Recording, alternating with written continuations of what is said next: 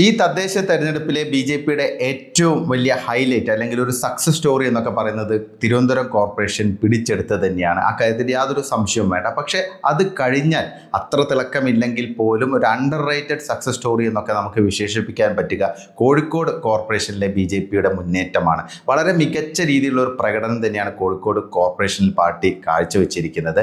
ആകെയുള്ള 67 വാർഡുകളിൽ 13 വാർഡുകളിൽ ജയിക്കാൻ ബി.ജെ.പിക്ക് സാധിച്ചു. കഴിഞ്ഞ തവണ 7 വാർഡുകൾ ബി.ജെ.പി ജയിച്ചത്. 2015 7 വാർഡുകളാണ് കോഴിക്കോട് കോർപ്പറേഷനിൽ ബി.ജെ.പി ജയിച്ചിരുന്നത്. അവിടെ നിന്ന് ഏതാണ്ട് ഇരട്ടിയോളം സീറ്റുകൾ അല്ലെങ്കിൽ വാർഡുകൾ വർദ്ധിപ്പിക്കാൻ ബി.ജെ.പിക്ക് കഴിഞ്ഞു.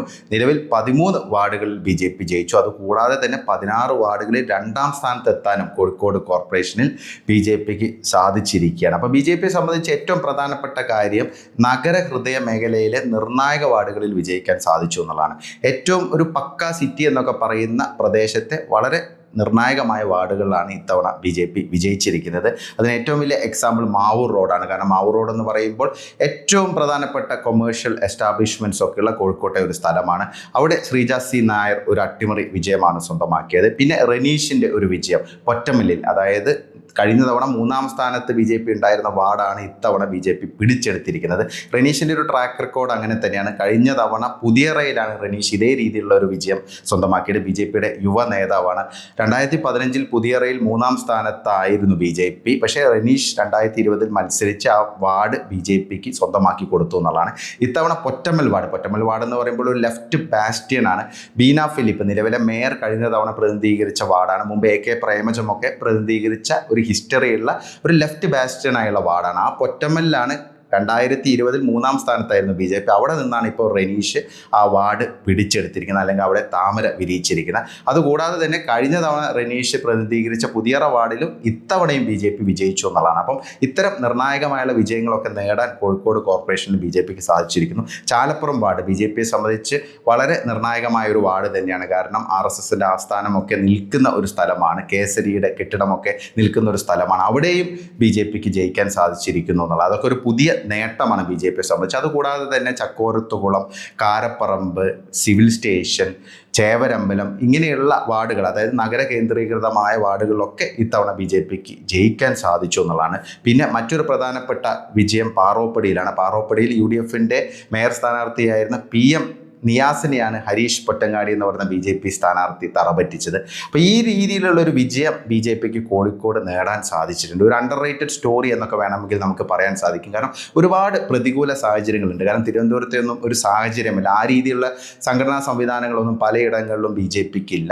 പ്രത്യേകിച്ച് കോഴിക്കോട് നോർത്തിലാണ്, അതായത് കോഴിക്കോട് നോർത്ത് മണ്ഡലത്തിൽ, നിയമസഭാ മണ്ഡലത്തിലാണ് ബി.ജെ.പി വലിയൊരു മുന്നേറ്റം ഉണ്ടാക്കിയിരിക്കുന്നത്. ഭൂരിഭാഗം സീറ്റുകളും ഈ ഒരു പ്രദേശത്താണ് നേടിയിരിക്കുന്നത്. ഇവിടെ പലയിടങ്ങളിലും 2ാം സ്ഥാനത്ത് വരാനും ചിലയിടത്ത് ഇഞ്ചോടിഞ്ച് പോരാട്ടം നടത്താനും ബി.ജെ.പിക്ക് കഴിഞ്ഞിട്ടുണ്ട്. ഇപ്പം നടക്കാവ്, അതുകൂടാതെ ഈസ്റ്റ് ഹിൽ, ഇവിടെയെല്ലാം ബി.ജെ.പി 2ാം സ്ഥാനത്ത് വന്നു എന്നുള്ളതാണ് മറ്റൊരു സവിശേഷതയാർന്ന കാര്യം. ഇപ്പോൾ ബി.ജെ.പിയെ കുറിച്ച് പറയുകയാണെങ്കിൽ, കോഴിക്കോട് കോർപ്പറേഷനിലെ ബി.ജെ.പിയെ കുറിച്ച് പറയുകയാണെങ്കിൽ, ബി.ജെ.പി നേരിടുന്ന ഏറ്റവും പ്രധാനപ്പെട്ട ഒരു വെല്ലുവിളി മുസ്ലിം കൺസോൾട്ടേഷനാണ്. കാരണം ടാക്ടിക്കലായിട്ടുള്ള വോട്ടിംഗ്, അതുകൂടാതെ ക്രോസ് വോട്ടിംഗ് നടക്കാറുണ്ട്. LDFും UDFും തമ്മിൽ അഡ്ജസ്റ്റ്മെൻറ്റ്സ് നടക്കാറുണ്ട്. ബേപ്പൂരൊക്കെ സ്ഥിരമായിട്ട് സംഭവിക്കുന്നതാണ്.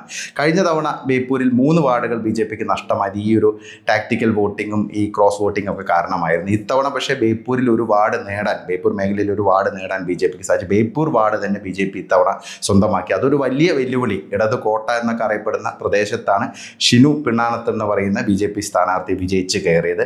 അതുകൂടാതെ തന്നെ തൊട്ടരികിലെ 3 വാർഡുകളിൽ ബി.ജെ.പിക്ക് 2ാം സ്ഥാനത്ത് വരാൻ സാധിച്ചു. നടുവട്ടം, ബേപ്പൂർ, പോർട്ട്, മാറാട്, ഇവിടെയെല്ലാം നല്ലൊരു പോരാട്ടം കാഴ്ചവെക്കാൻ ബി.ജെ.പിക്ക് കഴിഞ്ഞിട്ടുണ്ട്. ഇതിൽ ബേപ്പൂർ, പോർട്ടും മാറാടും മുമ്പ് ബി.ജെ.പി ജയിച്ച വാർഡുകളാണ് 2015. അപ്പോൾ ഇങ്ങനെ ഒരു വലിയ മാറ്റം ബി.ജെ.പിയുടെ ഭാഗത്തു നിന്ന് കോഴിക്കോട് ഉണ്ടായിട്ടുണ്ട്. 40% മുസ്ലിം ജനസംഖ്യയുള്ള ഒരു കോർപ്പറേഷനാണ് കോഴിക്കോട് കോർപ്പറേഷൻ. അവിടെയാണ് ബി.ജെ.പി ഇത്തരത്തിലുള്ളൊരു സ്ട്രൈക്കിംഗ് ആയിട്ടുള്ള ഒരു വിക്ടറി നേടിയിരിക്കുന്നത് എന്നുള്ളതാണ് ഏറ്റവും സവിശേഷമായ കാര്യം. പിന്നെ ബി.ജെ.പിയെ സംബന്ധിച്ച് പറയുകയാണെങ്കിൽ കോഴിക്കോട് നോർത്തിൽ നല്ലൊരു സ്വാധീനമുണ്ട്. വേണമെങ്കിൽ ഒന്ന് നന്നായി പരിശ്രമിക്കുകയാണെങ്കിൽ കോഴിക്കോട് നോർത്ത് മണ്ഡലത്തിൽ ഒരു സർപ്രൈസ് ഒക്കെ ഉണ്ടാക്കാനുള്ള ഒരു കെൽപ്പ് പാർട്ടിക്ക് ഉണ്ടെന്നുള്ളതാണ് ഒരു വസ്തുത. കാരണം അവിടെ 30,000-ലധികം വോട്ട് കഴിഞ്ഞ നിയമസഭാ തെരഞ്ഞെടുപ്പിൽ ബി.ജെ.പിക്ക് പോൾ ചെയ്തിട്ടുണ്ട്. ലോക്സഭാ സെഗ്മെൻറ്റിലേക്ക് അതിലും കൂടുതൽ വോട്ടുകൾ നേടാൻ ബി.ജെ.പിക്ക് സാധിച്ചിട്ടുണ്ട്. അപ്പം നല്ല രീതിയിലുള്ള ഒരു മുന്നൊരുക്കങ്ങൾ, ഒരു മികച്ച സ്ഥാനാർത്ഥിയൊക്കെ നിർത്തുകയാണെങ്കിൽ വേണമെങ്കിൽ ഒരു സർപ്രൈസ് കൊണ്ടുവരാൻ ബി.ജെ.പിക്ക് കോഴിക്കോട് നോർത്തിൽ സാധിക്കുമെന്നാണ് പൊതുവെയുള്ള ഒരു അനാലിസിസ്. കാരണം BJPയെ സംബന്ധിച്ച് പറയുകയാണെങ്കിൽ കോഴിക്കോട് കോർപ്പറേഷൻ നല്ല രീതിയിലുള്ള ഒരു പോളറൈസേഷൻ ഉണ്ട്. പ്രത്യേകിച്ച് ഈ വർഗീയ സംഘടനകൾ ജമാഅത്തെ ഇസ്ലാമി, SDP ഇവരുടെയൊക്കെ സാന്നിധ്യം, മുസ്ലിം ലീഗിൻ്റെ വർഗീയ സ്വഭാവം, ഇതിനെതിരെ ഒരു വലിയ വികാരമുണ്ട്. പ്രത്യേകിച്ച് ഹിന്ദു മെജോറിറ്റിക്കിടയിൽ ആ രീതിയിലുള്ള വികാരമുണ്ട്. പ്രത്യേകിച്ച് കോഴിക്കോട് നോർത്തിലൊക്കെ ഹിന്ദു മെജോറിറ്റി റീജിയനാണ്. കോഴിക്കോട് സൗത്ത് വരുമ്പോൾ ഒരു മുസ്ലിം മെജോറിറ്റിയാണ്. അപ്പോൾ സ്വാഭാവികമായിട്ട് ഈ രീതിയിലുള്ള ഒരു ഓട്ടോമാറ്റിക്കായിട്ട് BJP ഒരു ചോയ്സ് ആയിട്ട് അവിടെ വളർന്നു കൊണ്ടിരിക്കുകയാണ്.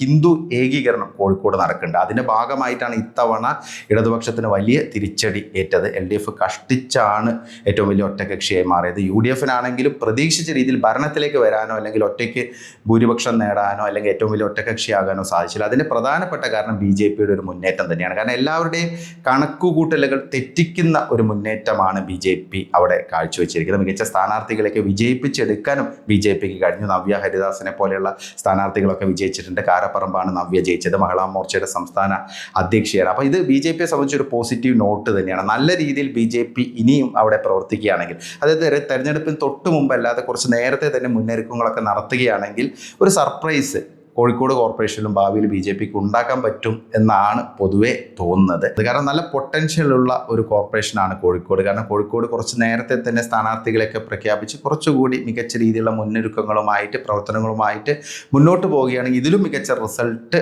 പാർട്ടിക്ക് ഉണ്ടാക്കാൻ സാധിക്കുമെന്നുള്ള ഒരു വിലയിരുത്തൽ വളരെ ശക്തമായിട്ട് തന്നെയുണ്ട്. എന്തായാലും BJPയെ സംബന്ധിച്ച് ഒരു അണ്ടർ റേറ്റഡ് സക്സസ് സ്റ്റോറി തന്നെയാണ് കോഴിക്കോട് അവർ രചിച്ചിരിക്കുന്നത്.